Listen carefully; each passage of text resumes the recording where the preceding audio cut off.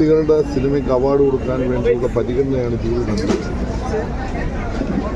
ഇന്നലെ പ്രകാശ് രാജ് അവിടെ കാര്യങ്ങൾ വിശദീകരിക്കുമ്പോഴാണ് ഞാനിത് മനസ്സിലാക്കുന്നത്. കാരണം ഞാൻ മന്ത്രിയായതിനു ശേഷം എടുത്തൊരു നിലപാടുണ്ട്. ജൂറി തയ്യാറാക്കുന്ന അവാർഡ് ആർക്കാണോ അത് മാധ്യമങ്ങളുടെ മുമ്പിൽ വെച്ചാണ് ഓപ്പൺ ചെയ്തത്.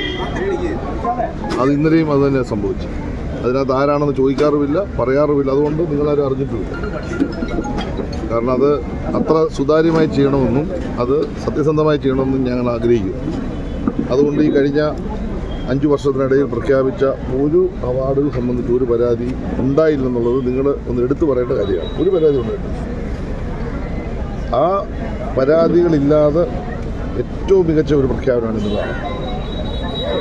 പ്രകാശ് രാജ് ഇത് പറയുമ്പോൾ എനിക്കത് സ്ട്രൈക്ക് ചെയ്യും. സത്യമാണ്. കാരണം നമ്മൾ ഏറ്റവും കൂടുതൽ ഫോക്കസ് ചെയ്യേണ്ടത്.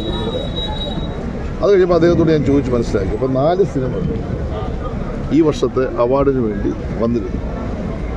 അങ്ങ് ചോദിച്ച പോലെ 2 സിനിമകൾ അവസാന ലാപ്പിലേക്ക് എത്തി. അത് ലാസ്റ്റ് പരിഗണനയ്ക്ക് വേണ്ടി. അത് നമ്മുടെ നിയമാവലി അനുസരിച്ച് നമ്മളതിന് കൃത്യമായ മുൻഗണന കൊടുക്കണമെന്നുള്ള നിയമം തന്നെയുണ്ട്. അപ്പോൾ അതനുസരിച്ച് അവസാനത്തെ വന്നു കഴിഞ്ഞപ്പോൾ ഒരു ക്രിയേറ്റീവായ ഒരു സിനിമയായി ആ 2 സിനിമയെ അവർ കണ്ടു.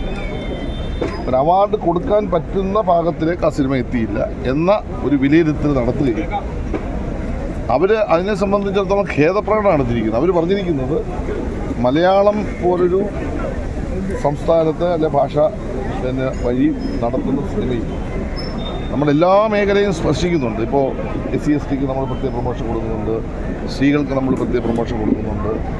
ഇങ്ങനെല്ലാം ചെയ്യുന്ന ഒരു സ്റ്റേറ്റിൽ ആകെ വന്ന 137 ചിത്രങ്ങളിൽ 10% ക്വാളിറ്റി ഉള്ളത്. ഇത് ജൂറി പറയുന്ന കാര്യമാണ്, ഞാൻ കണ്ടിട്ടില്ല അതിനകത്ത് സിനിമ. ജൂറിയാണ് വിലയിരുത്തിയത്. അതിൻ്റെ അർത്ഥം എന്താ? സിനിമയുടെ നിർമ്മിക്കുമ്പോൾ വളരെ ക്രിയേറ്റീവായിട്ട് വളരെ മൂല്യമുള്ള അവതരണമായി സിനിമയെ മാറ്റേണ്ടതായിട്ടുണ്ട് എന്നുള്ള ഒരു നിർദ്ദേശമാണ് അവർ വെച്ചിട്ടുള്ളത്.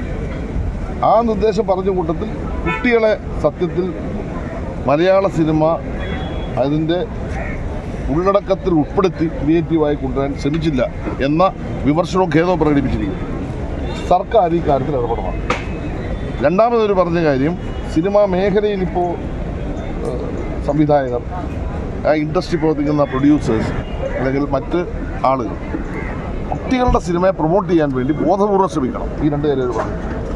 അതുകൊണ്ട് ഞാനൊരു കാര്യം വ്യക്തമായി പറയാം. നമ്മളിപ്പോൾ SC/STക്ക് പ്രൊമോഷൻ കൊടുത്തതുപോലെ സ്ത്രീകൾക്ക് പ്രൊമോഷൻ കൊടുത്തതുപോലെ ക്രിയേറ്റീവായിട്ടുള്ള സിനിമകൾ വന്നാൽ ആ സിനിമയെ ഗവൺമെൻറ് കൂടി വേണ്ടി വന്നാൽ സപ്പോർട്ട് ചെയ്ത് അടുത്ത ഒരു അവാർഡ് ദാനം വരുമ്പോൾ കുട്ടികളുടെ സിനിമ അവർക്ക് അവാർഡ് കിട്ടുന്ന തരത്തിലേക്ക് മാറ്റിയെടുക്കാനേ നമുക്ക് ഇനി കഴിയും.